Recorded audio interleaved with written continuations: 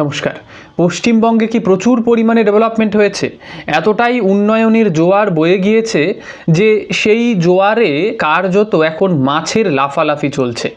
এই দেখুন, আজকের দিনে দাঁড়িয়েও মাছ নিয়ে কিন্তু আলোচনা চলছে পশ্চিমবঙ্গের রাজনীতিতে। বলা হয় যখন একটি রাজনৈতিক দলের কোনো রকমের ইস্যু থাকে না, তখন সেই রাজনৈতিক দল কার্যত দেউলিয়া হয়ে যায়।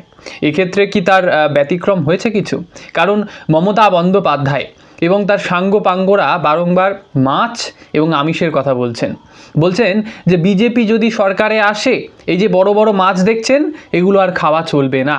বিজেপি একটি নিরামিষ দল, আর তারা যে স্টেটে রুল করে সেই স্টেটটাকে একেবারে নিরামিষাশী করে দেন, তৃণভোজী বানিয়ে দেন এক কথায়। তো এই কথাটিকে খণ্ডন করেছেন অতীতে বহু কেন্দ্রীয় নেতৃত্ব। বিজেপির কেন্দ্রীয় নেতৃত্বরা কার্যত গলা ফাটিয়ে বলেছেন যে আমরা নিরামিষাশী হতে পারি, কিন্তু আমরা যেখানে রুল করছি বা আমাদের গভর্নমেন্ট রয়েছে সেই সমস্ত কিছু কিছু রাজ্য রয়েছে যেখানে কিন্তু আমিষ খাওয়া হয়। এই ধরুন হেমন্ত বিশ্ব শর্মা, তিনি পশ্চিমবঙ্গে এসেছেন এবং তিনি কার্যত মাননীয়াকে আমন্ত্রণ জানালেন যে মাননীয়া আসুন, আপনি আমার স্টেটে আসুন এবং সেখানে একটা পাঠা বলি দেওয়া হবে। এই কামাখ্যার কথা উনি উল্লেখ করেছেন, মা কামাখ্যার কথা। তো সেই পাঠা যখন খাওয়া হবে সেই সময় হেমন্ত বিশ্ব শর্মা বলছেন যে আমি ওই মাননীয়ার কাছ থেকে 1-2 পিস হলেও বেশি খাবো। তাহলে আপনারা বুঝতে পারছেন যে এই তত্ত্ব, বিজেপি একটি নিরামিষাশী দল, আর বিজেপির যারা নিরামিষাশী ব্যক্তিত্বরা রয়েছেন তারা অন্যদেরকে জোরপূর্বক নিরামিষাশী বানাতে চান। এটা কার্যত একটা ভুল তত্ত্ব। এইটাই কিন্তু প্রমাণ করলো হেমন্ত বিশ্ব শর্মার এই মন্তব্য। আর মাছ থেকে মনে পড়লো সেই দীঘার কথা। আপনাদের মনে পড়ে দীঘার জগন্নাথ মন্দিরের কথা? সেই জগন্নাথ মন্দির আজ যেন একেবারে মিসিং হয়ে গেল, তাকে আর কোনো প্রচার কার্যে দেখা যাচ্ছে না। তৃণমূল কংগ্রেসের এত ফ্ল্যাগ ফেস্টুন, বড় বড় ব্যানার, তো সেইগুলোর মধ্যে তো কোথাও উল্লেখ নেই এই জগন্নাথ মন্দিরের। আপনারাও হয়তো ভাবছেন হঠাৎ করে জগন্নাথ মন্দিরের কথা কেন বলতে যাচ্ছি। দেখুন, মমতা বন্দ্যোপাধ্যায় জগন্নাথ মন্দির নিয়ে কম প্রচার চালাননি। আপনাদের হয়তো মনে আছে সময়টা ছিল গতবারের যে অক্ষয় তৃতীয়া।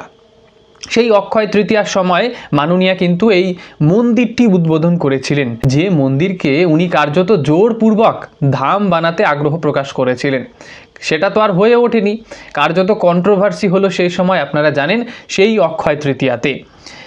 সরকারি মন্দির, প্রথম কথা, সরকারি মন্দিরকে আপনি ভোট প্রচারে কিভাবে ব্যবহার করবেন?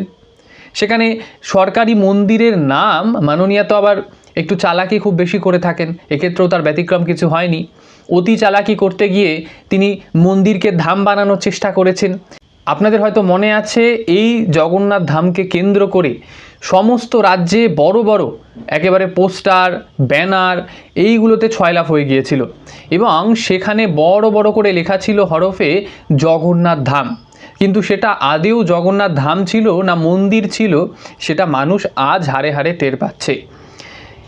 পূর্ব মেদিনীপুরের রামনগরে অবস্থিত এই জগন্নাথ ধাম, তো সেই জগন্নাথ মন্দির আজ প্রচারে কিন্তু ব্রাত্য। মাননীয়া এই মন্দিরের কথা কোথাও উল্লেখ করছেন না তার পোস্টারে বা তার বক্তৃতার মাঝে, তিনি কার্যত এড়িয়ে যাচ্ছেন। কারণ আপনারাও হয়তো ভাবছেন এত সুন্দর একটা মন্দির বানানো হলো, যেটা আদেও নিজেদের পকেটের পয়সা না দিয়ে সরকারি টাকায় সেই মন্দির বানিয়ে জোরপূর্বক তাকে ধাম নামে চালিয়ে দেওয়া, কিন্তু তারপরে আর প্রচারে সেটাকে ব্যবহার না করা। এর পেছনের কারণ হলো MCC, অর্থাৎ মডেল কোড অফ কন্ডাক্ট, মানে নির্বাচনী আচরণ বিধি। এবার মাননীয়া বুঝে গেছেন যে প্রচার কার্যে যদি তিনি এই জগন্নাথ ধামের কথা উল্লেখ করেন তবে এর একটা বিরূপ প্রভাব পড়তে পারে। সরকারি কোনো কাজের কথা ওনার নির্বাচনী প্রচারে উনি কিন্তু ব্যবহার করতে পারবেন না। আর এক্ষেত্রেও তার ব্যতিক্রম কিছু হয়নি। এই কারণেই উভয় পক্ষ, বিরোধী পক্ষও জগন্নাথ ধাম নিয়ে কিছু বলছে না, তৃণমূল কংগ্রেসও জগন্নাথ ধাম নিয়ে একটি মন্তব্যও করছেন না। আর আপনারা জানেন বিধানসভা ভোটের দিনক্ষণ কিন্তু কার্যত এগিয়ে আসছে, আর এর মাঝেই একটা খবর এসেছে যে বুথের সংখ্যা কিন্তু কার্যত বাড়ানো হয়েছে। আরও একটা খবর কি, যে ভোট গণনা কেন্দ্র যেগুলো রয়েছে সেইগুলোর সংখ্যা কার্যত কমিয়ে দেওয়া হয়েছে। কিছু ক্ষেত্রে বাড়ানো হয়েছিল, কিন্তু এবার কার্যত কমিয়ে দেওয়া হলো। আপনাদের হয়তো মনে আছে 2016 সালে রাজ্যের ভোট গণনা কেন্দ্র ছিল 90টি, সেটা কার্যত বেড়ে যায় 2021 সালে। আপনাদের মনে আছে সেই সময় কিন্তু করোনা কালের একটা কিন্তু ওয়েভ চলছিল, এবং সেই সময় দাঁড়িয়ে 108টি গণনা কেন্দ্র করা হয়েছিল। কারণ অনেকগুলো থাকতে পারে, কারণ অনেকগুলো দফাতে সেই সময় ভোট হয়েছিল। আর এর পরবর্তীতে অর্থাৎ 2026 সালে ভোট গণনা কেন্দ্র দাঁড়িয়েছে 87তে। আপনাদের কিছুক্ষণ আগেও বলছিলাম বুথ সংখ্যা বেড়ে গিয়েছে, 4660টি নতুন বুথ ইনক্লুড করা হয়েছে, এবং বর্তমানে সেই বুথ সংখ্যা দাঁড়িয়েছে 85,379টি।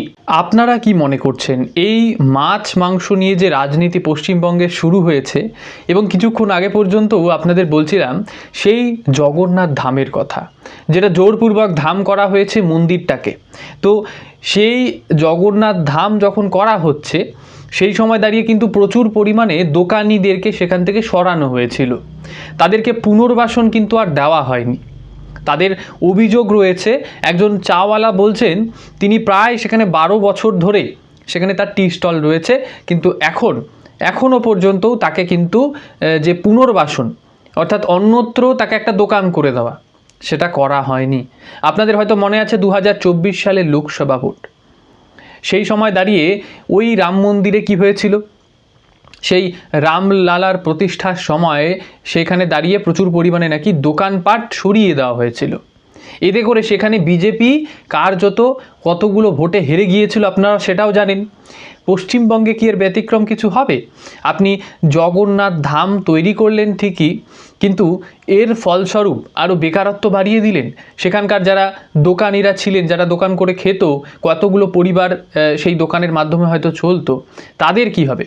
তাদের ভোটগুলো কাদের ঝুলিতে পড়বে? প্রকারান্তরে এই জগন্নাথ ধাম তৈরি করা কি মাননীয়ার লোকসানি হলো? কারণ আপনারা জানেন আমাদের পশ্চিমবঙ্গের দুধেল গাইরা কিন্তু গোসা করেছিল, তারা বলেছিল সরকারি টাকায় কেন করা হবে একটা মন্দির, একটা মসজিদও তাহলে করা হোক, দাবি তুলেছিলেন অনেক মুসলিম নেতারা। এবার সেই মুসলমান সম্প্রদায়ের মানুষেরা কি আর তৃণমূল কংগ্রেসকে ভোট দেবেন?